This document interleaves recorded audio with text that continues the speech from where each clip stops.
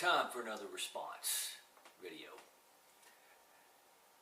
Take action, how you can push for the Big 10 gun safety measures. And this was presented by, U.S. Gun Violence or something like that? I'll have a link in the description. But, as you can tell from this, they have 10 new ideas for gun safety. Now, do they really have it actually involve people safely using guns? No. Did they consult any credible expert on firearm safety for this? No. Do many of these people actually own guns and operate guns safely that are backing this? Probably not. Now, these are 10 restrictions that they're demanding be imposed on firearm owners. But here they are. And I'm going to go by point and respond to each one of them. But as you can tell, these are all things that they've tried to ram through nationally as law in the past. So, let's get started with point one. Do you support universal background checks? And I have that in quotations there, because obviously the bills themselves vary, and really they're not universal because, again, as I say, criminals are not going to follow this law. This law is only going to be used to impede law-abiding citizens. And either one or two things are going to happen with this law depending on what variant you put through. Either A, it's going to be unenforceable and ineffective, so all it's going to do is harm the law-abiding citizens, or B, it's going to require a gun registration to enforce. And you know how I feel about that. I don't want it around because I don't want a list of all my guns and a list of everybody who owns a firearm out there, just in case the political winds change just enough for them to ban a certain type of gun in the heat of the moment, and then them go around and confiscate it. So no, I don't support that. Moving on. Do you support an assault weapons ban? Okay, history on assault weapons, it's a loaded term. The gun control advocates are the ones that use it. No credible firearm manufacturer will use it, although I've seen a few FFLs use the term assault weapon, as a means to sell it every time the issue comes up. But the picture I have right here is of a person who introduced a version of that bill in the House. And she didn't even know what a barrel shroud was. But that was mentioned in the bill. These very same people that back it don't even know what they're talking about. And if you ask the typical supporter of this type of ban to define what an assault weapon is, in fact, you do it with 10 supporters, you're going to get 10 different answers. And the reason for that being, obviously, is because a lot of these people don't know what they're talking about. There are several different versions of the bill out there. There are several different proposals, ranging all the way as lenient as the 94 ban, ranging all the way up to the 2013 proposed ban. And California's got its proposed ban, New York's got its ban, California's got its ban, New York's got its ban. And those are the two most stringent states on it. And their most stringent version in New York was ran through in 72 hours. Top that off, there are proposals for not only for these types of rifles, like the AR-15, which is the most popular platform in the U.S., there's no denying it, for several good reasons. It's popular. No, we're not a bunch of violent maniacs that are looking to kill as many people as possible as the gun control lobby would have you believe. But there are several different versions. And there have been several different proposals all the way up to, I believe it was on the Daily Kos, where one blogger sat there and said, well, we should confiscate them all, too. The 94 ban didn't go far enough. The 2013 ban didn't go far enough. We need to confiscate them. And by the way, in the 2013 ban that was proposed, everybody in the United States who owned a rifle like this, or several rifles like this, that would fit that definition of, quote, an assault weapon, would have to register them as NFA Title II weapons and pay $200 per a weapon. And for the magazines, I'm not sure, if they're going to do it individually, or if it was going to be for all the magazines, or if they were even going to include the magazines. But shoot, how many people that are enthusiasts with their AR-15s and other types of rifles like this, that are going to be able to afford all the taxes? I know even if you include just the guns, I wouldn't be able to afford all the taxes I'd have to pay just to register them all as an NFA Title II weapon. If Feinstein had gotten her bill across in 2013, hey, magazines, oh my God, I'd hate to see the bill on that one. And speaking of assault weapons, there's only one thing that can be classified as an assault anything, and that's a, quote, assault rifle. And I'm not actually, I know I used quotations on that because a lot of people don't really seem to understand what an assault rifle is. This is not an assault rifle. It does not have selective fire capabilities. Safe, fire. Safe, semi. Safe, semi. That's it. No different than this type of pistol right here. In fact, as I'm see it, speaking on that, there's only really one assault pistol in the world, and it's this Mark 23. There's only one model, and it was specifically designed as an offensive handgun system, meaning it was designed to fill the role of both a handgun and a rifle. And H&K refers to this as an assault pistol, so I'm not going to deny if somebody, if H&K refers to an assault pistol, I'm not going to deny it. However, how many crimes has this been used in? How many crimes has this model been used in? None. Moreover, the, quote, assault weapons ban was never effective. Nor do I think it'll be effective in the future. Nor will it be effective in the future. These simply aren't the type of weapons that criminals use. None of the top 10 firearms used in crime fit the description of a, quote, assault weapon. You want to talk about Sandy Hook? Well, shoot. Adam Lanza could have killed that many people with a baseball bat or a ball pen hammer. He didn't really even need a firearm, let alone a fucking AR-15 to do the damage he did. Talking about an act that occurred in a gun-free zone. Thank you, liberals. Thank you, gun control advocates.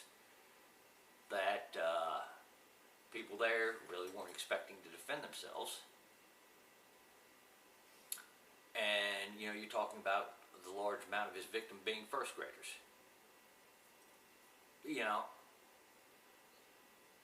First graders aren't going to be able to defend themselves against a 20-year-old dude with a ball pen hammer. Shoot. There are so many reasons why this bill needs to be opposed. I mean, you look back at 1934 with the NFA of 1934. They claimed that they were getting rid of the gangster guns, or making the gangster guns hard to get. Did that prevent crime? No. And again, that goes the same with this. This is not going to prevent crime. This is solely based on style, no substance to it at all. And they're not going to stop there after they've gotten that ban through. In fact, what they're going to do if they get that ban through is they're going to continually expand and expand and expand it to include more stuff. And when they're done with that, they're going to find another genre of guns that they can go after and ban next. So no, there are several reasons why this won't be effective.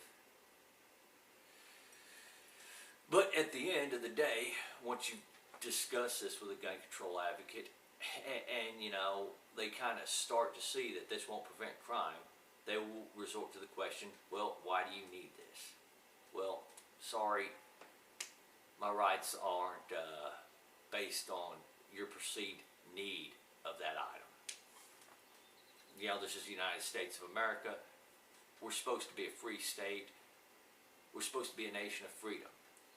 The burden of proof is on you to prove why you need that restriction or why you need that law passed. And you just don't have enough evidence.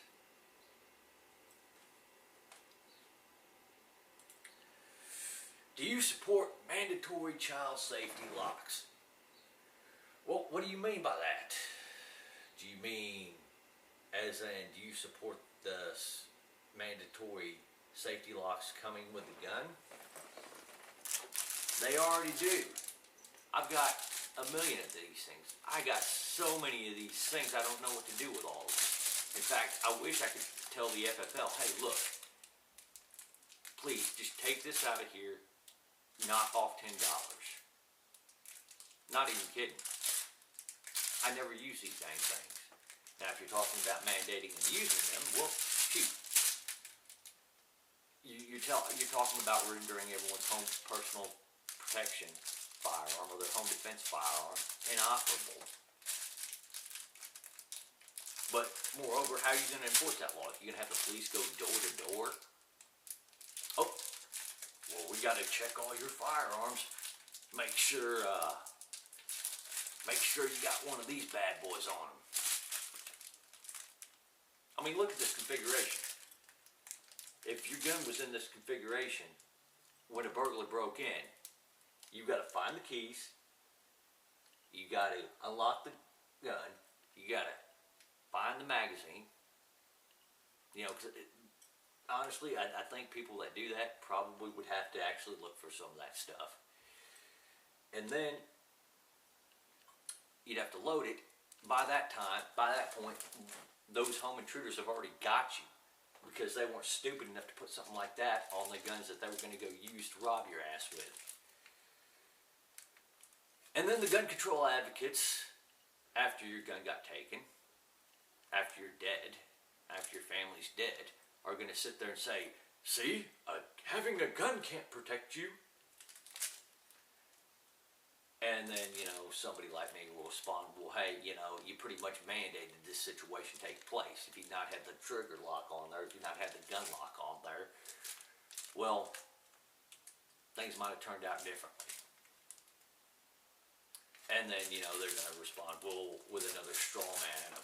Well, you have 300 million guns in the United States and they didn't do a damn thing to prevent this. You know, you can never get a gun control advocate to be honest with you in a debate. I'm thoroughly convinced of that.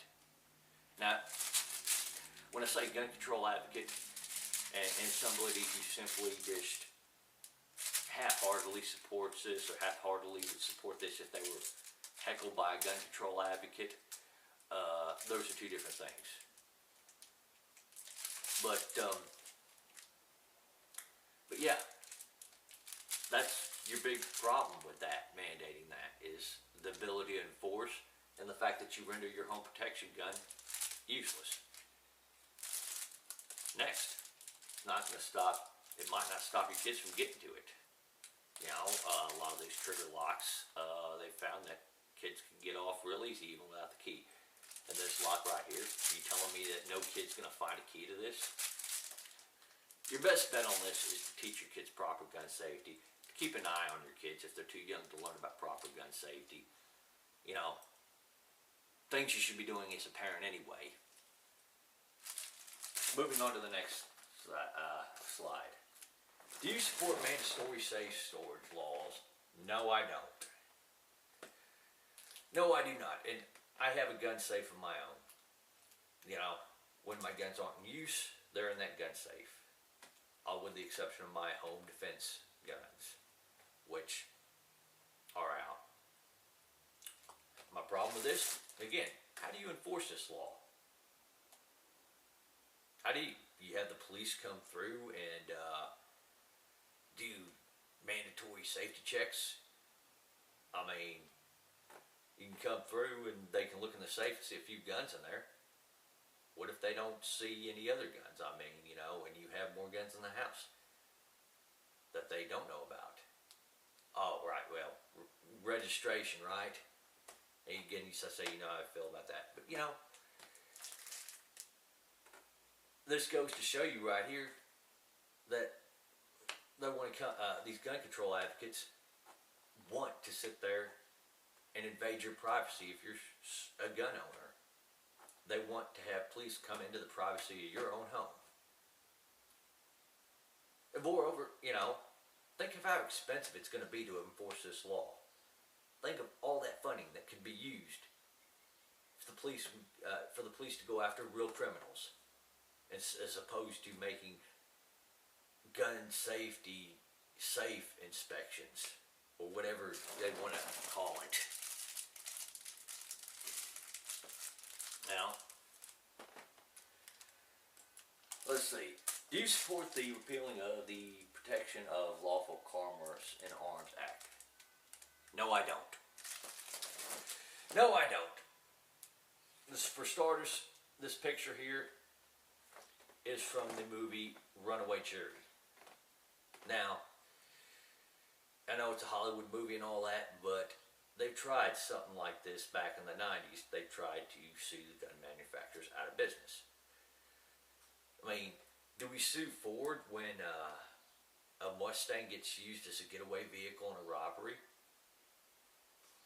I mean, do we sue Chevy if somebody uses one of their Tahoes to plow into a crowd of people?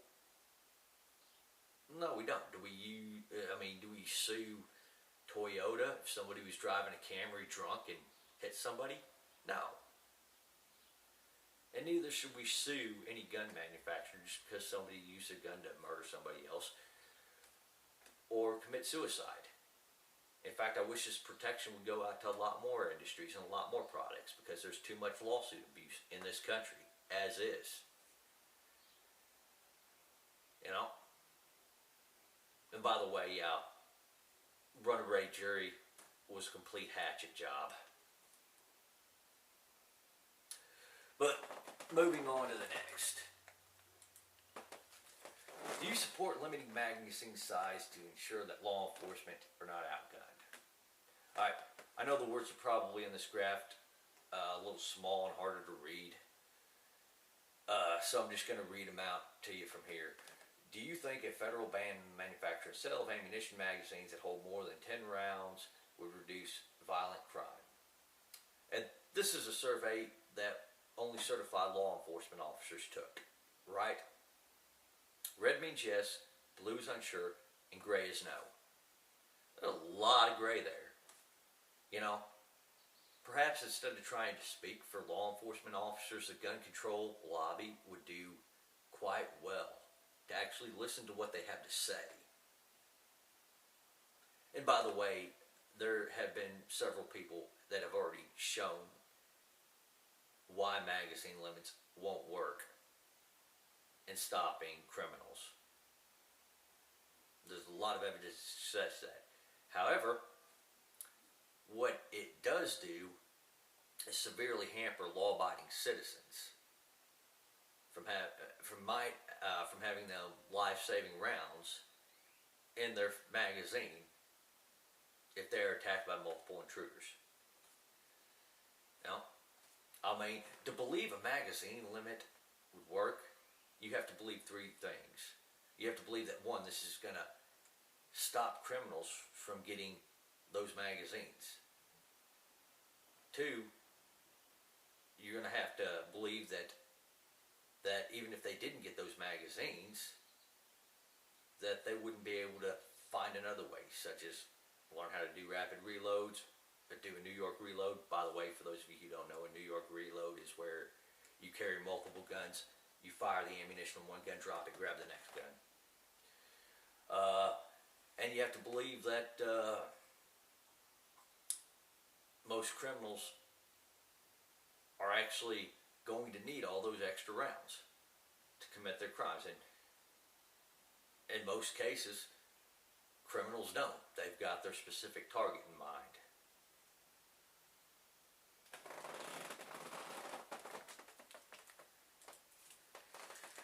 Do you support mandatory duty of states to report persons with mental health issues to the federal background check system? Well, aside from mental health being a big issue in this nation, on this one, there's just too much that can be abused with this. Back in the 90s, Clinton authorized took the names from the VA, the Clinton administration took the names from the VA for mental health issues and put them on the NICS system. He pretty much changed the wording of the law without going through Congress or the Supreme Court to say, hey, you know what, you don't even have to go through a court case for us to determine you're mentally defective. And by the way, when it was enacted in '68, adjudicated mentally defective meant you pled guilty by reasons of insanity, or you pled not guilty by reasons of insanity. So the Clinton administration changed that, and nobody's really challenged that, with the exception of a few gun groups that have tried to get veterans off this list. Some of the stuff that they put veterans on this list for was real minor and didn't make them a threat to anybody else. So I hate to see what happens when they do it to everyday citizens, and how many everyday citizens are going to get put on that list, or how they're going to expand that, or what all mental issues they're going to put on that list. And, you know, the thing is that whenever you question, hey, you know what, this person has a little bit of OCD, why are they on this list? You know, how does that make them a danger to themselves or anybody else? The gun control advocates are going to be like, oh my God, you're talking about giving a sick person a gun.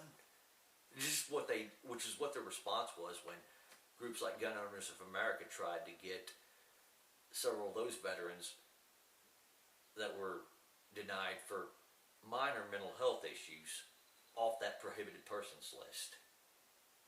So no, I don't support this either.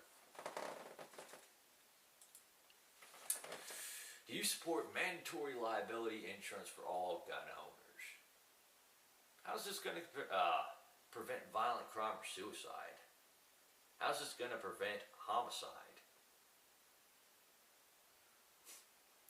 One, criminal's not going to get that liability. Two, I mean, after the suicide, I mean, what are you going to do? I mean, the person's already deceased.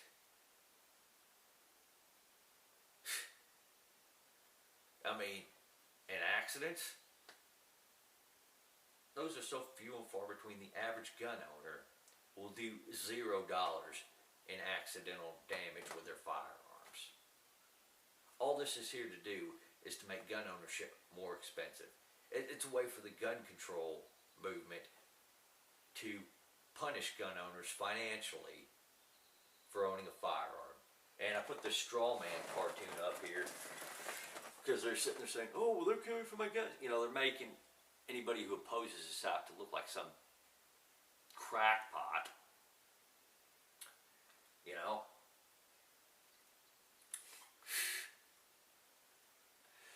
But again, you know, that's all the gun control movement's got when it comes to arguing against any criticism to their proposals.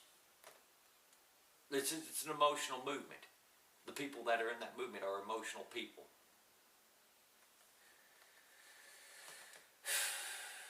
Moving on.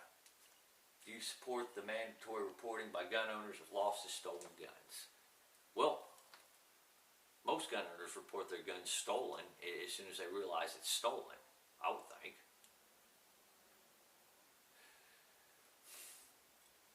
But do I think it should be mandatory? No. Do I think that mandating it can cause certain issues? Yes. say you leave your pistol at, I don't know, say your grandma's house over in Oregon and you're going back to Arizona. You notice you left your gun at your grandma's house. Now your grandma tends to lose things around the house. I mean, you know, you're not going to be able to find it right away, but you know it's in a safe spot. You know, grandma loses it for a while, and then, you know, you finally decide, okay, well, let's just report it lost. Police say, well, why didn't you report this 72 hours after the within 72 hours of the incident? What are you going to say? You know, I thought I was going to find it. You know, well, too bad, you're going to jail. I mean, there are several things that can be problematic with this. I was looking for an excuse to respond to this straw man right here. Do you support smart gun technology approved for adults to ensure only approved adults can fire a weapon as soon as the technology is state of the art? What they're talking about is mandating it by law. And it's not as soon as it becomes state of the art. In fact, New Jersey's law was that if a smart gun were available in stores anywhere in the nation, that within 3 years, all guns produced in sold in New Jersey would have to have that smart gun technology.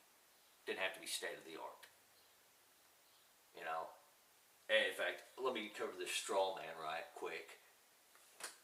That's a violation of my Second Amendment rights. Well, no, nobody's arguing that the production or sale of these things are a violation of our rights. What we're arguing is that mandating it is. And if it was so great, why aren't Mayor Bloomberg's bodyguards using this stuff right now? Why aren't they?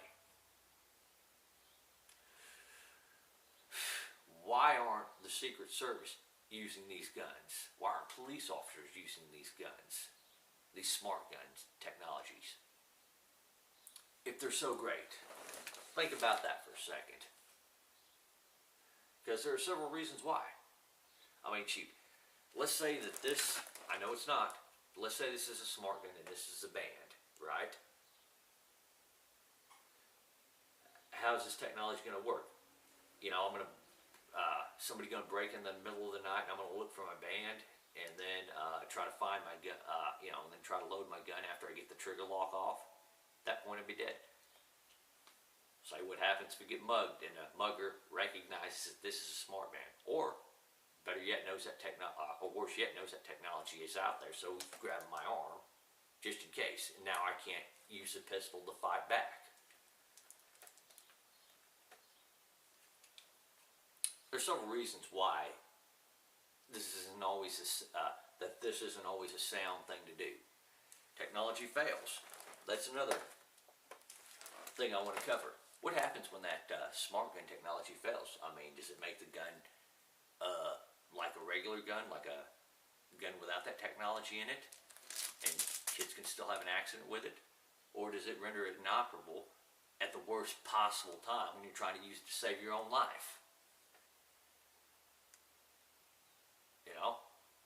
Moreover, what happens when I want to teach my children how to shoot? You know? I mean, I suppose I could put that wrist on them and everything like that, that little wrist thing on it.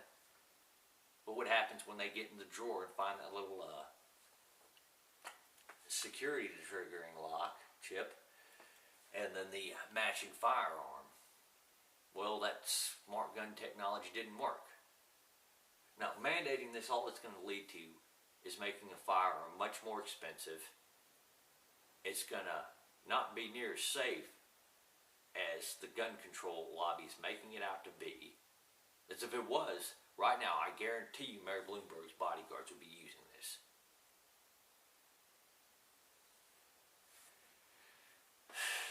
So no. There's obviously good reason to oppose mandating this.